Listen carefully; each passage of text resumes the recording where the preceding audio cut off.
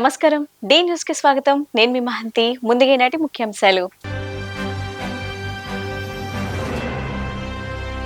ముఖ్యమంత్రి వైఎస్ జగన్మోహన్ రెడ్డి అధ్యక్షతన రాష్ట్ర సచివాలయం మొదటి బ్లాక్లో మంత్రివర్గ సమావేశం.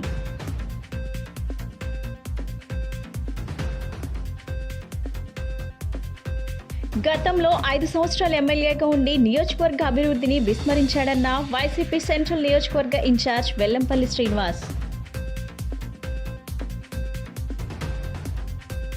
ప్రజా సంక్షేమమే లక్ష్యంగా సీఎం జగన్ పాలన సాగిస్తున్నారన్న వైసీపీ తూర్పు నియోజకవర్గ ఇన్ఛార్జ్ దేవినేని అవినాష్.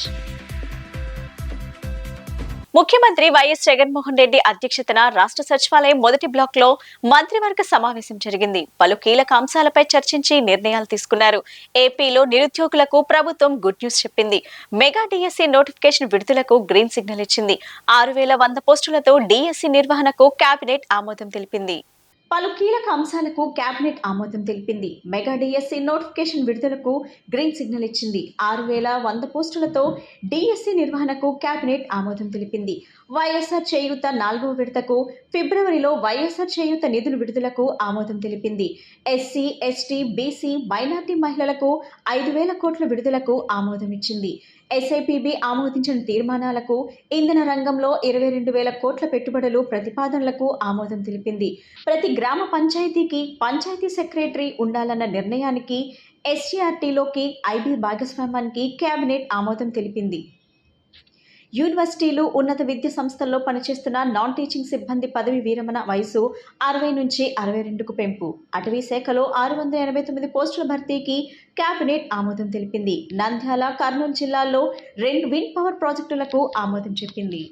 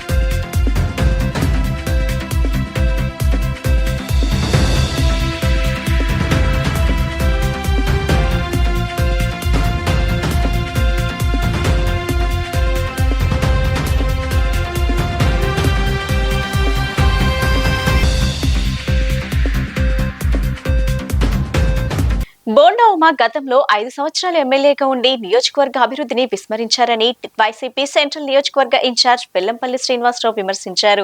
బోండా ఉమాను బుడమేరు మధ్య కట్ట ప్రజలు అసహించుకుంటున్నారని వ్యాఖ్యానించారు. సీఎం జగన్ పాలనను మళ్లీ కావాలని స్థానిక ప్రజలు కోరుకుంటున్నారని చెప్పారు. సెంట్రల్ నియోజకవర్గం సమన్వయకర్త, మాజీ మంత్రి, ఎమ్మెల్యే వెల్లంపల్లి శ్రీనివాసరావు నియోజకవర్గంలో ప్రతి గడపకు వెళ్లి శ్రీనివాస్ అనే నినాదంతో స్థానిక 30వ డివిజన్ బుడమేరు మధ్య కట్ట తదితర ప్రాంతాలలో స్థానిక కార్పొరేటర్ బిహెచ్ఎస్వి జానారెడ్డితో కలిసి ప్రతి ఇంటికి వెళ్లి కరపత్రం ఇస్తూ ప్రజలతో మాట్లాడుతూ పర్యటించారు. ఈ సందర్భంగా వెల్లంపల్లి మాట్లాడుతూ ప్రతి డివిజన్ పర్యటనలో భాగంగా 30వ డివిజన్ మధ్య కట్ట ఏరియాలో పర్యటించామన్నారు. బోండా ఉమా గతంలో 5 సంవత్సరాలు ఎమ్మెల్యేగా ఉండి ఈ ప్రాంతం అభివృద్ధిని విస్మరించాడన్నారు. బోండా ఉమాను బుడమేరు మధ్య కట్ట ప్రజలు అసహించుకుంటున్నారన్నారు. మధ్య కట్ట ప్రజలు బోండా ఉమా మళ్లీ వస్తే కబ్జాలు చేస్తారని అంటున్నారన్నారు. ప్రతి గుమ్మంలో బోండా ఉమాకు నిరసన శాఖ కనిపిస్తుందన్నారు. 30వ డివిజన్లో కోట్ల రూపాయల అభివృద్ధి పనులు చేపట్టాం అని తెలిపారు. 30వ డివిజన్లో శరవేగంగా అభివృద్ధి చెందుతుందన్నారు. సుమారుగా 23 కోట్ల రూపాయల అభివృద్ధి కోసం ఖర్చు పెట్టామని తెలిపారు. సీఎం జగన్ పాలనను మళ్లీ కావాలని స్థానిక ప్రజలు కోరుకుంటున్నారన్నారు. ఈ కార్యక్రమంలో deputy mayor Avuthusri Sailajareddy, MLC Ruhulla, central నియోజకవర్గ కార్పొరేటర్లు, డివిజన్ పార్టీ నాయకులు, కార్యకర్తలు, అభిమానులు తదితరులు పాల్గొన్నారు. ఈరోజు 30వ డివిజన్లో మధ్యకట్ట ప్రాంతం అంతా కూడా ఈరోజు పర్యటించడం జరిగింది. ఈ కార్యక్రమానికి స్థానిక కార్పొరేటర్ సోదరుడు జానారెడ్డి గారు, డిప్యూటీ మేయర్ గారు అవుతుశ్రీ శైలజారెడ్డి గారు, అదేవిధంగా పార్టీ నాయకులు అందరూ కూడా రావడం జరిగింది. ఈ డివిజన్లో ఏ ఇంటికి వెళ్ళినా కానీ ప్రతి ఒక్కళ్ళు కూడా చక్కటి సంక్షేమ పథకాలు అందుతున్నాయి. జగన్ అన్నే మళ్ళీ రావాలని చెప్పని అవ్వాతాతలు అయితే కనుక చక్కగా 1వ తారీఖు పొద్దున 5 గంటలకే మా పెన్షన్ వస్తుంది కాబట్టి మళ్ళీ ఆయనకే ఓటేస్తాము అని చెప్పనే విధంగా ప్రజలందరూ కూడా దీవిస్తున్నారు. కాకపోతే దీంట్లో చిన్న చిన్న సమస్యలు, ఎందుకంటే 2 కెనాల్స్ మధ్యలో ఈ యొక్క మధ్యకట్ట ఉంది. దీంట్లో కొంత వాటర్ తక్కువ ఉండేటప్పటికి దోమలు బాగా వస్తున్నాయని చెప్పడం, నిన్నటి నుంచి మనం డ్రోన్స్తో కూడా కెనాల్స్ని దోమల నివారణ కోసం అని చెప్పని నిన్నటి నుంచి బిగింగ్ చేయడం జరిగింది. అదేవిధంగా ఫాగింగ్ కూడా ఇంకా ఎక్కువ చేసే విధంగా, దోమల నుంచి నివారణ ఉండే విధంగా పూర్తిగా కూడా అన్ని రకాలు కూడా చర్యలు తీసుకుంటున్నాము. అదేవిధంగా చిన్న చిన్న రోడ్స్ కూడా అన్నీ మన సీఎం గారు అయితే గడప గడపకి మన ప్రభుత్వం నిధులు ఉన్నాయి, ఆ నిధులతో వేయడం కానివ్వండి, ఇంకా అరాకొర కొన్ని మిగిలి ఉన్నాయి, అవి కూడా వెంటనే నిన్న ఇవాళ రేపట్లో వాటిని కూడా శాంక్షన్ చేసి అందరికీ కూడా అభివృద్ధి చేసే విధంగా ముందుకెళ్ళడం జరుగుతుంది. ఈ డివిజన్ 30 డివిజన్ తీసుకుంటే కనుక పూర్తిగా కూడా చాలా అభివృద్ధిలో సర్వగా ముందుకెళ్తుంది. కోట్ల రూపాయలు పెట్టి అభివృద్ధి చేశారు. గతంలో 5 సంవత్సరాలు ఇక్కడ ఎమ్మెల్యేగా పనిచేసిన బోండా ఉమ కనీసం వాళ్ళకి రోడ్లు వేసిన దుస్థితి లేదు. వాళ్ళకి దాదాపు ఇప్పటికి 23 కోట్ల పైన ఇప్పటికి ఖర్చు పెట్టడం జరిగింది. ఇంకా మళ్ళీ శాంక్షన్స్ ఉన్నాయి, ఇంకా చేస్తాము. గతంలో కంటే కూడా అభివృద్ధి చక్కగా చేసే విధంగా, ముఖ్యంగా చెప్పాలి సంక్షేమ పథకాలు, చిన్నపిల్లల అమ్మఒడి దగ్గర నుంచి పెద్దవాళ్ళ పెన్షన్ వరకు కూడా అన్ని పథకాలు కూడా నేరుగా మా ఇంటికి వస్తున్నాయి. జగనన్న చక్కటి పరిపాలన చేస్తారని చెప్పని ప్రతి ఒక్కళ్ళు ఆశీర్వదించి మళ్ళీ జగనన్నే వస్తాడు, జగన్మోహన్ రెడ్డి గారినే గెలిపించుకొని ముఖ్యమంత్రి చేయాలని చెప్పని ప్రతి ఒక్కళ్ళ నోట కూడా వచ్చే మాట ఇదే. చంద్రబాబు వస్తే ఇల్లు తీసేస్తాడేమో, బోండమ్మ వస్తే ఈ స్థలాలు కబ్జా చేస్తాడేమో అని చెప్పని ప్రజలందరూ కూడా భయపడుతున్నారు.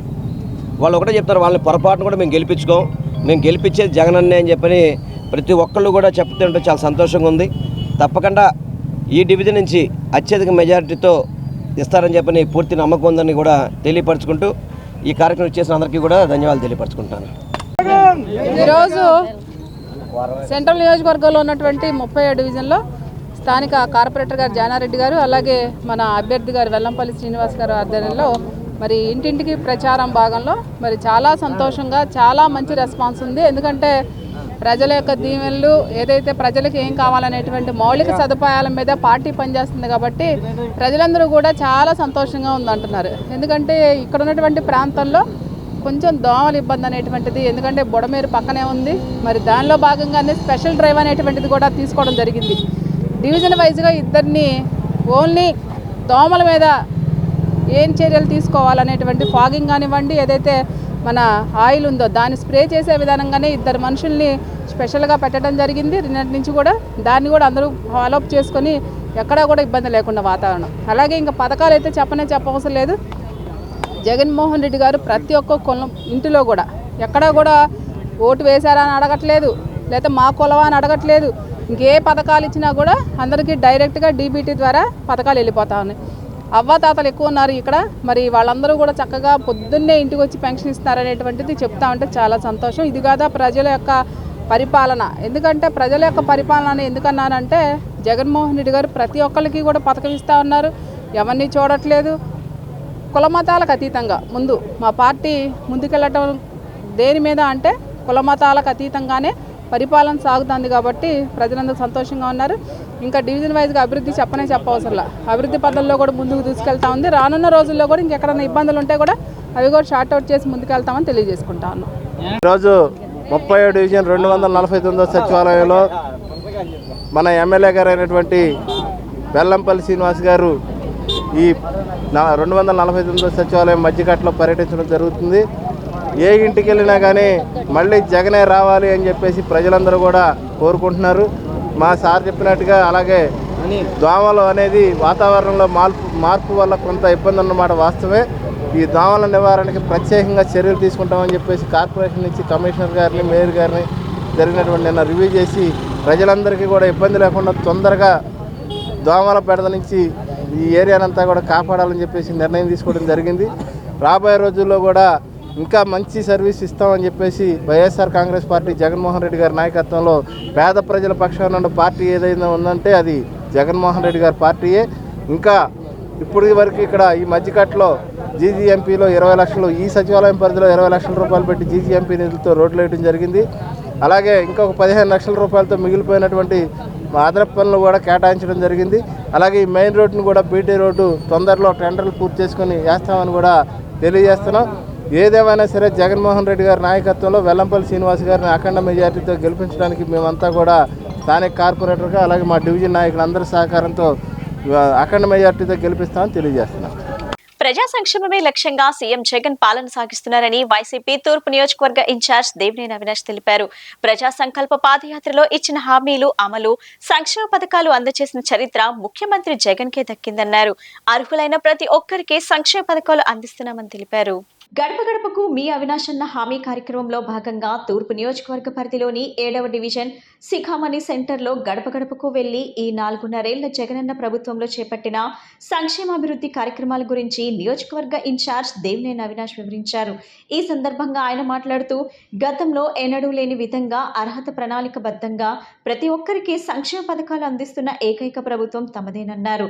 గత ప్రభుత్వంలో గద్దె దత్తత తీసుకున్నా అని ప్రకటన తప్ప అభివృద్ధికి తీసుకున్న చర్యలు ఏంటని ప్రశ్నించారు. ఇంకోసారి మీ రాజకీయ మనుగడ కోసం, ప్రచార ఆర్భాటాల కోసం ప్రభుత్వాన్ని విమర్శిస్తే తగిన గుణపాఠం చెబుతామని హెచ్చరించారు. ఈ కార్యక్రమంలో డిప్యూటీ మేయర్ బెల్లం దుర్గా, కార్పొరేటర్లు మేరకనపల్లి మాధురి, నాయకులు, కార్యకర్తలు పాల్గొన్నారు.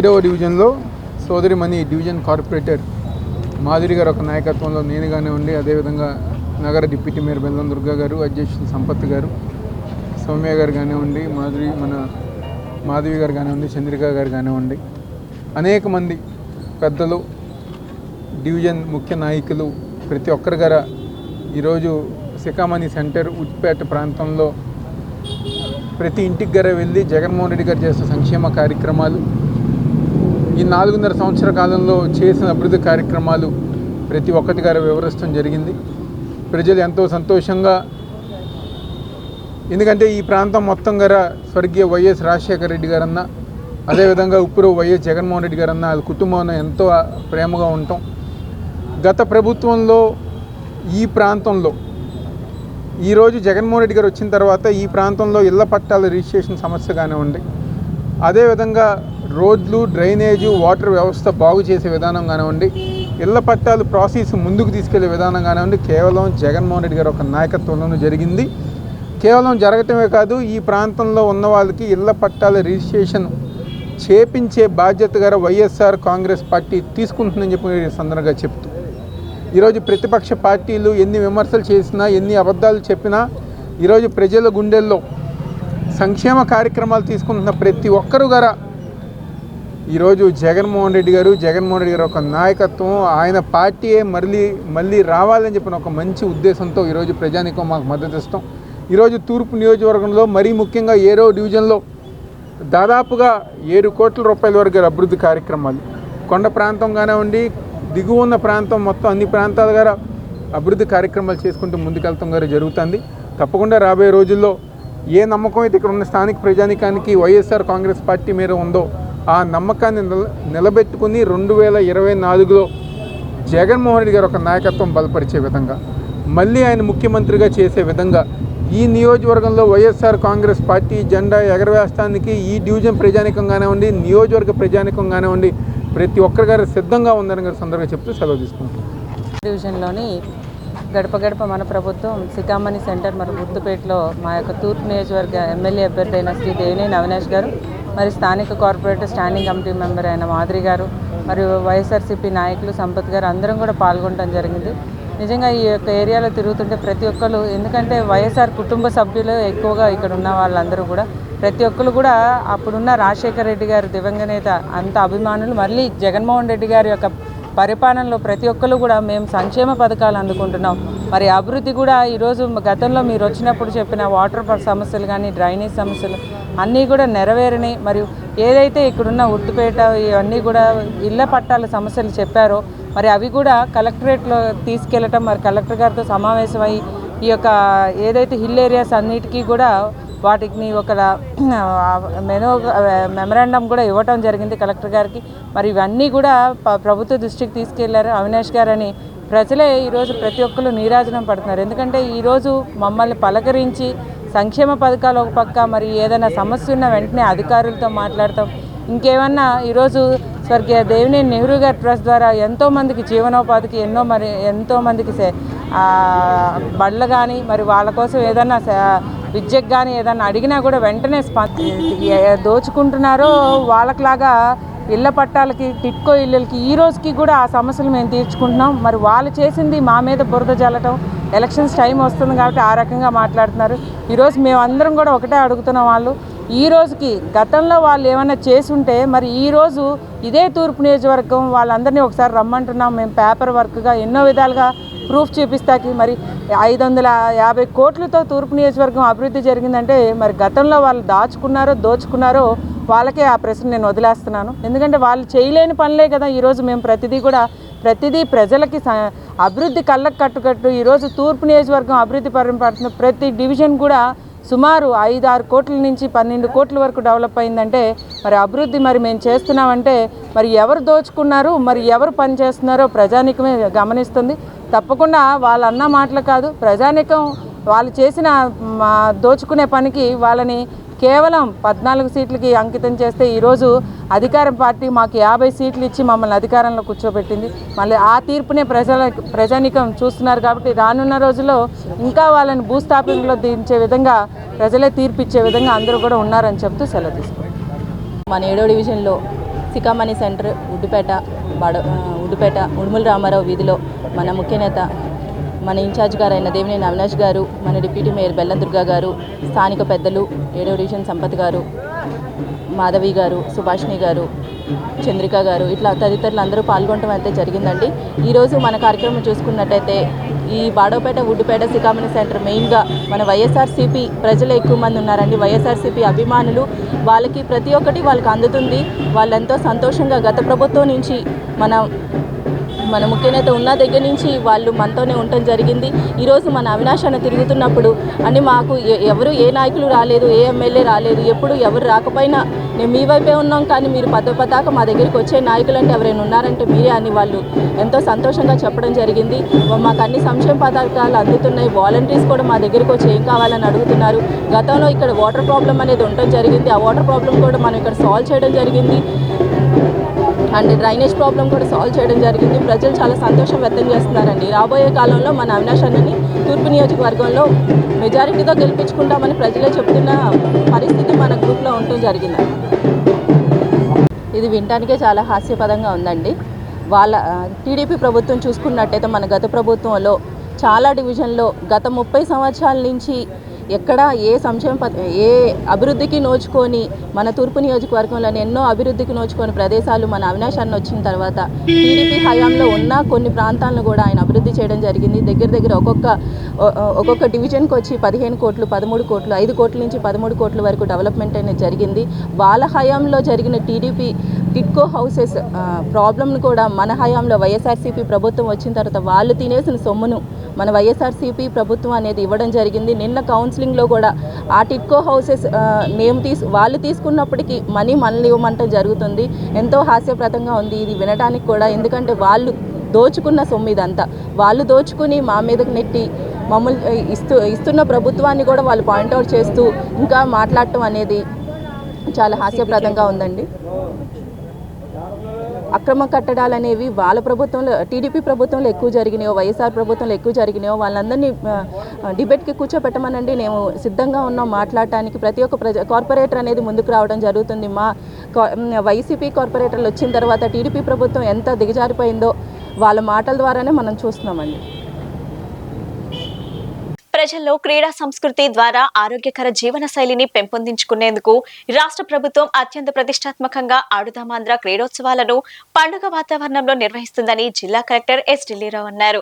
ఆడుదామాంధ్ర జిల్లా స్థాయి పోటీలను collector S Dillirao, joint collector Aadudam Andhra జిల్లా నోడల్ అధికారి doctor P Sampath Kumar, mayor రైన్ భాగ్యలక్ష్మి, జిల్లా స్పోర్ట్స్ అంబాసిడర్లు అబ్దుల్ రజాక్, భావన తదితరులతో కలిసి బుధవారం ఇందిరాగాంధీ మున్సిపల్ కార్పొరేషన్ స్టేడియంలో ప్రారంభించారు. క్రీడాకారులు మార్చ్ పాస్ట్ నిర్వహించి ముఖ్య అతిథులుగా గౌరవ వందనం సమర్పించారు. క్రీడా స్ఫూర్తి ప్రతిజ్ఞ చేసిన తర్వాత కలెక్టర్ ఢిల్లీరావు జిల్లా స్థాయి పోటీలు ప్రారంభమవుతున్నట్లు ప్రకటించారు. ఈ సందర్భంగా కలెక్టర్ ఢిల్లీరావు మాట్లాడుతూ ప్రజల్లో క్రీడా సంస్కృతిని పెంపొందించి ఆరోగ్యకర సమాజ నిర్మాణంతో పాటు మట్టిలో మాణిక్యాలను వెలికితీసేందుకు ముఖ్యమంత్రి వైఎస్ జగన్ చేసిన ఓ మంచి ఆలోచనకు కార్యరూపం ఆడుదామాంధ్ర క్రీడా సంబరాలని పేర్కొన్నారు. ఈ పోటీలు గత డిసెంబర్ 26న జిల్లాల్లో 605 గ్రామ, వార్డు, సచివాలయాల స్థాయిలో ప్రారంభమయ్యాయని, ఆపై మండల, నియోజకవర్గ స్థాయి పోటీలు విజయవంతంగా ముగిశాయని, బుధవారం జిల్లా స్థాయి పోటీలు ప్రారంభమయ్యాయని తెలిపారు. నియోజకవర్గ స్థాయిలో విజేతలైన జట్లు జిల్లా స్థాయి పోటీల్లో పాల్గొంటున్నాయని, cricket, volleyball, kabaddi, kho kho, badminton కేటగిరీల్లో ఈ పోటీలు 3 రోజుల పాటు జరుగుతున్నాయన్నారు. జిల్లా స్థాయి విజేతలు ఫిబ్రవరి 6 నుంచి విశాఖపట్నంలో జరిగే రాష్ట్ర స్థాయి పోటీల్లో పాల్గొంటారని వివరించారు. రాష్ట్ర స్థాయి పోటీల్లో మన జిల్లా జట్లు అత్యుత్తమ ప్రదర్శనతో విజయం సాధించాలని కోరుకుంటున్నట్లు పేర్కొన్నారు. క్రికెట్, వాలీబాల్, కబడ్డీ, ఖోఖో విభాగాల్లో రాష్ట్ర స్థాయిలో మొదటి స్థానంలో నిలిచిన జట్టుకు 5 లక్షలు, ద్వితీయ స్థానానికి 3 లక్షలు, తృతీయ స్థానానికి 2 లక్షల నగదు బహుమతి ఉంటుందన్నారు. అదేవిధంగా రాష్ట్ర స్థాయి బ్యాడ్మింటన్ విభాగంలో మొదటి స్థానానికి 2 లక్షలు, ద్వితీయ స్థానానికి 1,00,000, తృతీయ స్థానానికి 50,000 బహుమతి ఉంటుందని వివరించారు. దేశంలో ఏ రాష్ట్రంలో లేని విధంగా గౌరవ ముఖ్యమంత్రి ఆడుదామాంధ్ర కార్యక్రమాన్ని ప్రారంభించారని, ఇంత మంచి కార్యక్రమాన్ని ప్రారంభించినందుకు గౌరవ ముఖ్యమంత్రికి ధన్యవాదాలు తెలియజేసినట్లు పేర్కొన్నారు. జాయింట్ కలెక్టర్ ఆడుదామాంధ్ర జిల్లా నోడల్ అధికారి డాక్టర్ పి సంపత్ కుమార్ మాట్లాడుతూ ఫిట్నెస్ను పెంపొందించేందుకు, క్రీడా ప్రతిభను వెలికితీసేందుకు రాష్ట్ర ప్రభుత్వం ప్రతిష్టాత్మకంగా ఆడుదామాంధ్ర క్రీడోత్సవాలను నిర్వహిస్తుందని తెలిపారు. నియోజకవర్గ, జిల్లా, రాష్ట్ర స్థాయిలో విజేతలకు నగదు బహుమతులు అందించడం జరుగుతుందన్నారు. జిల్లా స్థాయిలో 69 మ్యాచ్లు జరగనున్నాయని, ఆడుదామాంధ్ర క్రీడా పోటీల్లో మహిళల ప్రాతినిధ్యం పెరగటం ఆనందించదగ్గ విషయమని, క్రీడా స్ఫూర్తితో వ్యవహరించి పోటీలను విజయవంతం చేయాలన్నారు.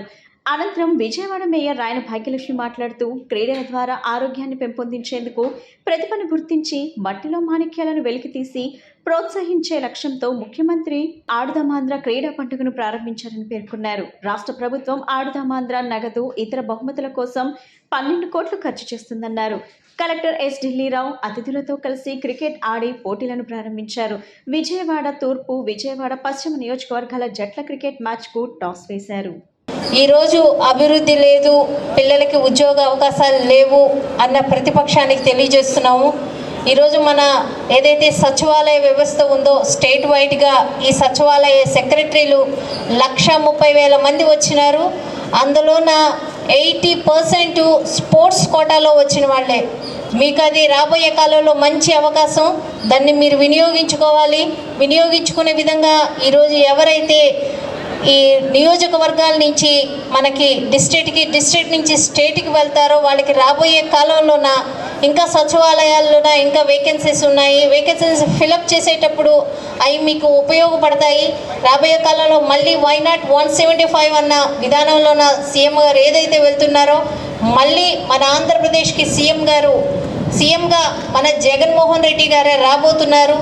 వచ్చిన తర్వాత మళ్ళీ ఈ సచివాలయ వ్యవస్థలో సెక్రటరీ వ్యవస్థ కొరత ఇంకా కాస్త ఉంది మనకి. అవి రిక్రూట్ చేసేటప్పుడు మీలాంటి స్పోర్ట్స్ వాళ్ళకి చాలా మంచి ఉపయోగం. దాన్ని వినియోగించుకునే విధంగా ఈరోజు మీరు ఏదైతే మన స్టేట్ వారీగా ఆడగలరో వాళ్ళందరికీ డిస్ట్రిక్ట్ వారీగా ఆడగలిగిన వాళ్ళకి రేపొద్దున్న మంచి అవకాశం ఉంటుంది. కాబట్టి దీన్ని ఒక మంచి అవకాశంగా మీరందరూ వినియోగించుకోవాల్సిందిగా కోరుకుంటున్నాను. అందరికీ నమస్కారం. ఈరోజు మన విజయవాడలో ఎన్టీఆర్ జిల్లాకు సంబంధించిన 7 నియోజకవర్గాల నుండి వచ్చినటువంటి టీమ్స్తో ఈరోజు జిల్లా స్థాయి ఆడుదాం ఆంధ్ర పోటీలు అనేది ఈ 3 రోజులు ఇక్కడ జరుగుతాయి. ఇక్కడ ఇందిరాగాంధీ మున్సిపల్ స్టేడియంలో 4 గేమ్స్, ఇటు cricket, volleyball, kabaddi and kho kho. దీనికి ఆపోజిట్గా డిఆర్ఆర్ స్టేడియం, దండమూరి స్టేడియం అంటాము, దాంట్లో బ్యాడ్మింటన్ అనేటువంటి జరుగుతుంది. సో ఈ 3 రోజులు జరిగేటువంటి దాంట్లో ఇప్పటి వరకు ఏదైతే ఎటువంటి ఇష్యూస్ లేకుండా చక్కటి స్పోర్ట్స్మెన్షిప్ మొత్తం ప్లేయర్స్ అందరూ కూడా అనేటువంటి పాటించారో అదేవిధంగా ఈ 3 రోజులు కూడా అదేవిధంగా ఉంటుందని అనుకుంటున్నాం. మంచి ఏర్పాట్లను చేసుకున్నాం. వాళ్ళకి కావాల్సినటువంటి ట్రాన్స్పోర్టు, వాళ్ళకి కావాల్సినటువంటి ఇతర ఏర్పాట్లన్నీ కూడా చేసుకున్నాం. జిల్లా స్థాయిలో మీకు తెలిసిందే, first place, second place, third ప్లేస్కి 60,000, 30,000 ప్లస్ 10,000 అనేటువంటిది ఉండడము. ఒక 4 గేమ్స్కి ఒక 35,000, 20,000, 10,000 అనేది ఇంకొక గేమ్కి అనేటువంటి ఉండడం. అయితే మా టార్గెట్ ఎన్టీఆర్ జిల్లా నుండి వచ్చేది రేపు మనకి 6వ తారీఖు నుండి 9వ తారీఖున వైజాగ్లో జరిగేటువంటి స్టేట్ లెవెల్ ప్రోగ్రాంలో ఫస్ట్, సెకండ్, థర్డ్ ప్లేస్ ఏవైతే ఉన్నాయో దాంట్లో ఖచ్చితంగా ఈ 5 రకాల గేమ్లో ఏదో ఒకటైనా మాకు వస్తుందని చెప్పేసి అని మాకైతే నమ్మకం ఉంది. మంచి టీమ్స్ అనేటువంటి ఉన్నాయి. సో ఈ చక్కటి ఈ ఆడుదాం ఆంధ్ర కార్యక్రమం ఖేలో ఇండియా లాగే మొత్తం ఏ రాష్ట్రం కూడా ఆ ఖేలో ఇండియా గవర్నమెంట్ ఆఫ్ ఇండియాదే చేస్తుంది. బట్ మన రాష్ట్ర ప్రభుత్వం అనేటువంటిది ఆడుదాం ఆంధ్ర అని చెప్పి ఒక ఇనిషియేటివ్ తీసుకోవడం, మొత్తం 15,000 సెక్రటేరియట్స్ పార్టిసిపేట్ చేయడము, అన్ని మండలాలు పార్టిసిపేట్ చేయడము, మొత్తం అంతా చేయడం అనేటువంటి నిజంగా ఒక పెద్ద పండగగా ఉంది. సో మరి ఈ చక్కటి ఆపర్చునిటీ అనేటువంటి కల్పించినటువంటి గౌరవ సీఎం గారికి ప్రత్యేకమైనటువంటి ధన్యవాదాలు తెలుపుకుంటూ, మరి ఈ కార్యక్రమంలో మేయర్ గారు, జేసీ గారు నోడల్ ఆఫీసర్గా ఉన్నారు, అండ్ అంబాసిడర్స్ అయినటువంటి రజాక్ గారు అండ్ భావన గారు, అండ్ డిఎస్డిఓ మన అజీజ్ గారు, అదేవిధంగా మా డిప్యూటీ కలెక్టర్ కిరణ్మయ్, మిగిలిన వాళ్ళందరూ కూడా పాల్గొన్నారు. Thank you. చాలా సక్సెస్ఫుల్గా ఎన్టీఆర్ జిల్లాలో నిర్వహించడం జరిగింది. సెక్రటరియట్ స్థాయిలో నుంచి మొదలుకొని దాదాపు 5,000 మ్యాచ్లు అక్కడ ఆడారు. సో అప్పటి నుంచి మండల స్థాయికి, అదేవిధంగా నియోజకవర్గ స్థాయికి ఈరోజు జిల్లా స్థాయి కార్యక్రమాలని నిర్వహించడం జరుగుతుంది. సో 7 నియోజకవర్గాల నుంచి వచ్చినటువంటి ఆ టీమ్స్ అన్నింటి మధ్య, అంటే 7×5 35 టీంలు వచ్చాయి. ఈ 35 టీంల మధ్య మ్యాచెస్ అనేది 3 రోజుల పాటు జరుగుతాయి. ఇందాక కలెక్టర్ గారు చెప్పినట్టు ఎన్టీఆర్ జిల్లాకి తప్పకుండా ఈ 5 గేమ్స్లో ఏదో ఒక గేమ్లో మన స్ట్రాంగ్ టీమ్స్ వెళ్తున్నాయి. రాష్ట్ర స్థాయిలో ఒక మంచి ప్రైజ్తో తిరిగి వస్తారు. ఈ కార్యక్రమం యొక్క ప్రధానమైనటువంటి సక్సెస్ ఏంటి అని అంటే, మేము గమనించింది చాలా గేమ్స్ గతంలో మన రాష్ట్రంలో జరిగి ఉంటాయి. ఉమెన్ పార్టిసిపేషన్ అనేది చాలా తక్కువ ఉండేది. ఈసారి women participation equally to men ఉంది. ఒక నందిగామ నియోజకవర్గం నుంచి ఒక్క మహిళా టీం మాత్రమే, అంటే క్రికెట్ నుంచి ఒక మహిళా టీం మాత్రమే రాలేదు. మిగిలిన అన్ని గేమ్స్లో అన్ని నియోజకవర్గాల నుంచి మహిళా టీమ్స్ వచ్చాయి. సో ఇది ఒక పెద్ద మార్పు కింద చెప్పాలి. సో మహిళలు ముందుకొచ్చి ఆడుతున్నారు. సో కబడ్డీ దగ్గర నుంచి అన్ని గేమ్స్ ఆడుతున్నారు. సో దీన్ని మనం ప్రధాన స్ఫూర్తితో ముందుకు తీసుకెళ్ళి ఉమెన్ పార్టిసిపేషన్తో సహా మాకు ఉమెన్ టీమ్స్ కూడా స్ట్రాంగ్గా ఉన్నాయి. జిల్లా స్థాయి నుంచి వెళ్ళే టీమ్స్ రాష్ట్ర స్థాయిలో మంచి ప్రైజ్తో వెనక్కి రావాలని మనస్ఫూర్తిగా కోరుకుంటున్నాం. Thank you. తుమ్మలపల్లి కళాక్షేత్రంలో బుధవారం సెంట్రల్ నియోజకవర్గంలోని సమన్వయ సహాయక సంఘాల్లోని అక్క చెల్లెమ్మలకు వైఎస్ఆర్ ఆసరా పథకం కింద 4వ విడత రుసుము విడుదల కార్యక్రమం జరిగింది. ఈ కార్యక్రమానికి విజయవాడ సెంట్రల్ నియోజకవర్గం వైఎస్ఆర్సీపీ సమన్వయకర్త MLA Vellampalli Srinivasarao, central MLA Malladi Vishnu, MP Kesineni Nani ముఖ్య అతిథులుగా విచ్చేశారు. 3,394 స్వయం సహాయక సంఘాల్లోని 33,422 మంది అక్క చెల్లెమ్మలకు 29,52,91,581 రూపాయల విలువైన చెక్కులను అందజేశారు. అనంతరం ముఖ్యమంత్రి చిత్రపటానికి మహిళలతో కలిసి పాలాభిషేకం చేశారు. ఈ సందర్భంగా వెల్లంపల్లి మాట్లాడుతూ జగనన్న ఇచ్చిన మాట ప్రకారం డ్వాక్రా రుణాలను మాఫీ చేస్తున్నారన్నారు. మహిళల్లో ఒక పండుగ వాతావరణం కనపడుతుందన్నారు. గతంలో చంద్రబాబు రుణమాఫీని చేస్తామని మహిళలను మోసం చేసిన దుర్మార్గుడు అని అన్నారు. పసుపు కుంకుమ పేరుతో మహిళలను వెన్నుపోటు పొడిచాడన్నారు. జగన్మోహన్ రెడ్డి మహిళా పక్షపాతి అని కొనియాడారు. మహిళలంతా జగన్మోహన్ రెడ్డిని దీవిస్తున్నారన్నారు. ఈ కార్యక్రమంలో డిప్యూటీ మేయర్లు అవుతుశ్రీ శైలజారెడ్డి, వివిధ డివిజన్ల కార్పొరేటర్లు, పార్టీ డివిజన్ ఇన్ఛార్జ్లు, క్లస్టర్ ఇన్ఛార్జ్లు, సచివాలయ కన్వీనర్లు, గృహ సారథులు, తదితర పార్టీ నాయకులు, కార్యకర్తలు మరియు నగరపాలక సంస్థ అధికారులు మరియు స్వయం సహాయక సంఘాల అక్కచెల్లెమ్మలు తదితరులు పాల్గొన్నారు.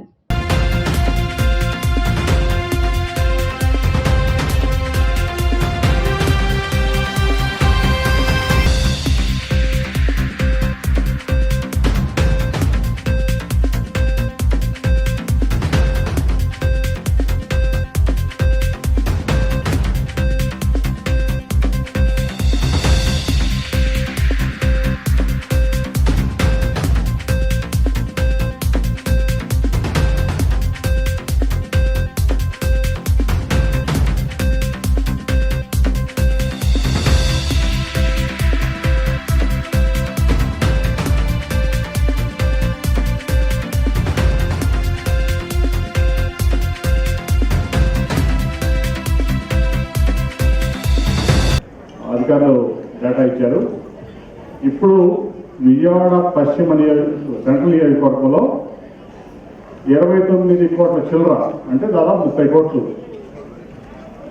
ఈ 4వ ఫేజ్లో మహిళలకు ఇస్తున్నారు.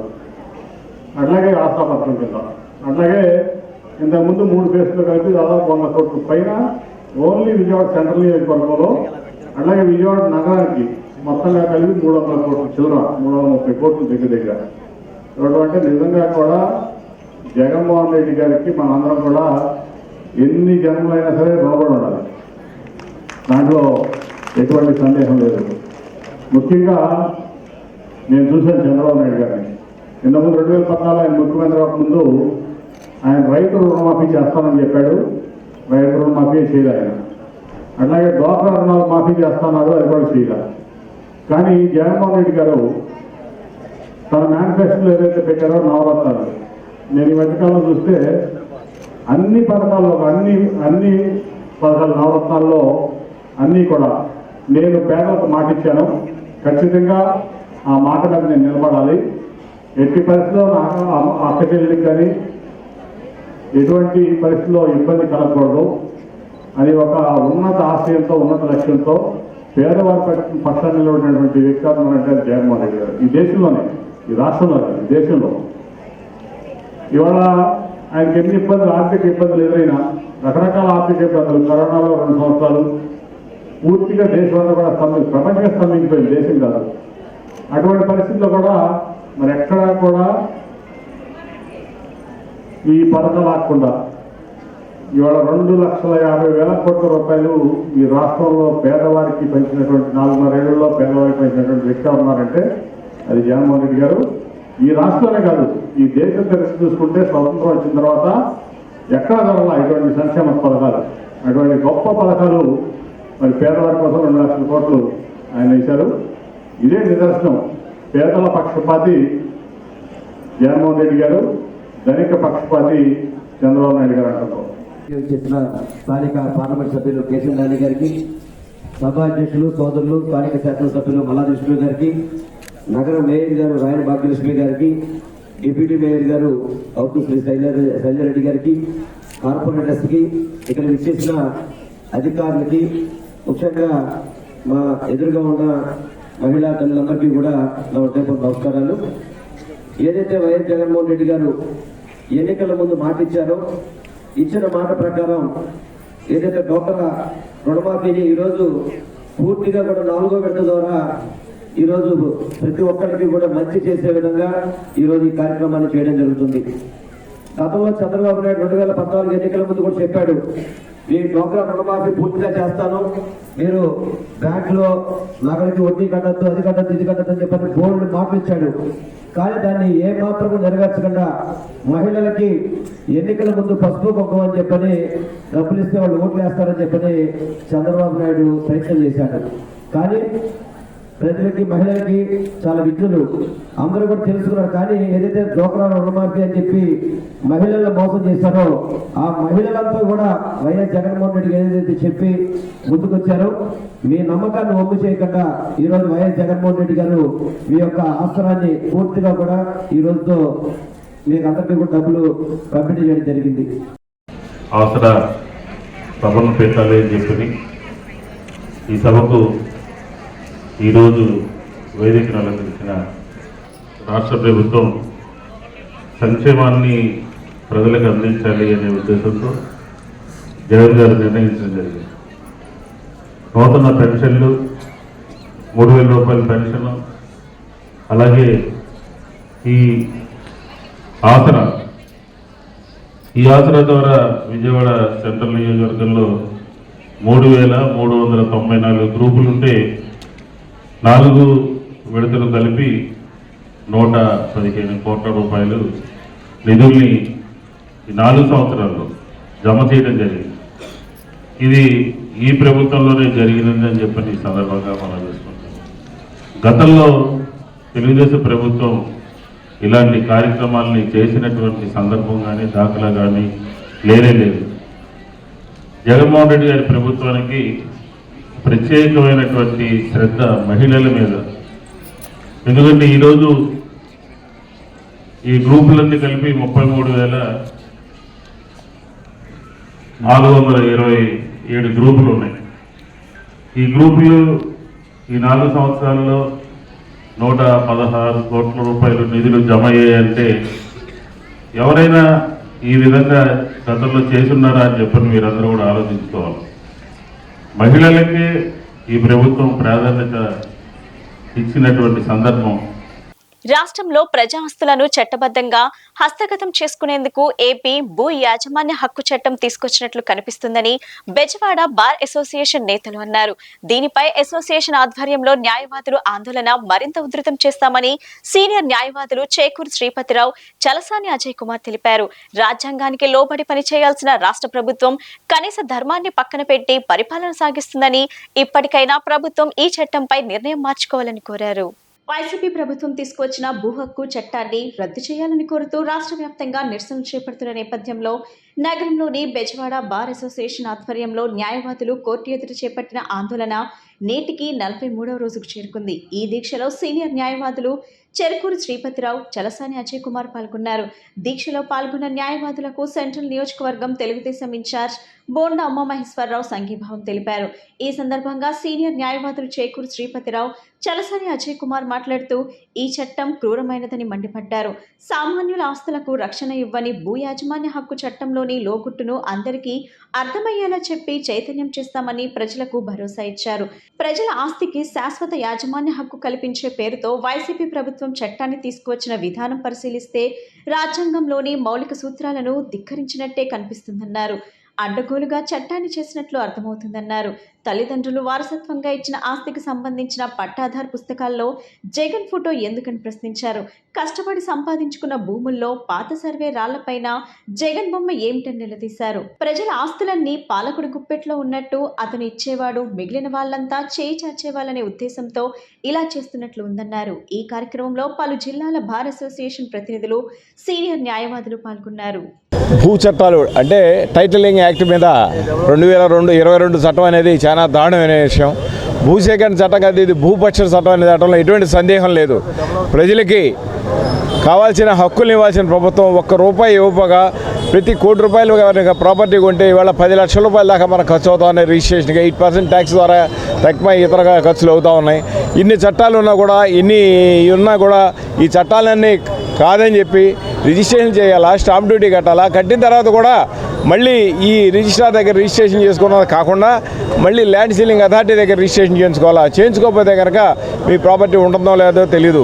ఎవరైనా వచ్చి ఈ ప్రాపర్టీ నాదే అని చెప్పి ఒక క్లెయిమ్ పిటిషన్ పడేస్తే ఇక ఆ ప్రాపర్టీ అట్లా పెండింగ్ పడిపోయినట్టే. దాని మీద నిర్ణయం తీసుకునే అధికారం ఆ రెవెన్యూ పీపుల్కి ఇచ్చారు. అంటే భారతదేశంలో భారత రాజ్యాంగం క్లియర్గా చెప్పడం జరిగింది. జ్యుడిషియరీ అనేది separate, executive, legislature, judiciary. Legislature చేసే చట్టాలు చేసే బాధ్యత లెజిస్లేచర్కి, అలాగే దాన్ని అమలు జరిపే బాధ్యత ఎగ్జిక్యూటివ్కి, దానిని కాపలాగాసే బాధ్యత జ్యుడిషియరీకి అప్పచెప్పడం జరిగింది. కానీ ఈనాడు జ్యుడిషియరీకి ఉన్న ప్రత్యేక ఇండిపెండెంట్ హక్కులన్నీ రద్దు చేస్తూ ఈ చట్టాన్ని ప్రవేశపెట్టడం అనేది చాలా దారుణమైన విషయం. దీన్ని రద్దు చేసేదాకా బెదవాడ భారతదేశం తరఫున పోరాటానికి దాదాపు ఇవాళ 45 రోజుల నుంచి పోరాటం చేస్తూ ఉన్నాం. ప్రభుత్వం కనుక దీని మీద తగిన నిర్ణయం తీసుకోకపోతే రానున్న ఎన్నికల్లో తగిన బుద్ధి చెప్పే అవకాశం ఉంటుంది. ఎందుకంటే ఇవాళ ప్రజలకి పూర్తిగా అన్యాయం చేసే చట్టం ఇది. ఎవరన్నా చిన్న క్లెయిమ్ ఒకటి పడేస్తే కనుక ఆ ప్రాపర్టీ నాదే అని అది ఆ రెవెన్యూ అధికారి కనుక డిసైడ్ చేస్తే ఇక సుప్రీంకోర్టుకి కానీ, హైకోర్టుకి కానీ, ఇండియన్ ఎవిడెన్స్ యాక్ట్ కానీ ఏది అప్లై అయ్యే పరిస్థితి లేదు. ఇచ్చిన విధానం లేకుండా భూ రక్షణ చట్టం అనే పేరుతోటి భూభక్షణ చట్టాన్ని తీసుకొచ్చి తద్వారా న్యాయస్థానాల యొక్క ప్రాముఖ్యతను తగ్గించి అక్కడ ఎవరైతే ప్రతి జిల్లాకి ఒక ట్రిబ్యునల్గా పెట్టి ఆ tribunal presided by RDO rank RDO rank officer preside చేసి ఆయన తీర్పులకి వదిలేసిన ఈ యొక్క చట్టం ఇది.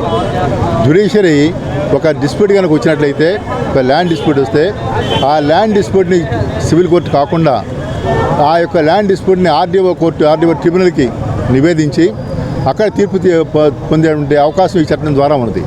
అలాంటి చట్టం ద్వారా వచ్చిన చట్టం ఆ యొక్క ఆర్డీఓ ఎవరైతే ఉన్నారో రెవెన్యూ ఆఫీసర్ అయి ఉండి అతను ఈ జిల్లా మంత్రో, ఆ జిల్లా ఎమ్మెల్యే ఎవరో ఉంటే వాళ్ళకి అనుగుణంగా ఉండి వాళ్ళ యొక్క తాబేదారుగా పనిచేసే ఆర్డీఓలు కూడా వీళ్ళంతా ఎక్కువ మంది ఉండే అవకాశం ఉంది.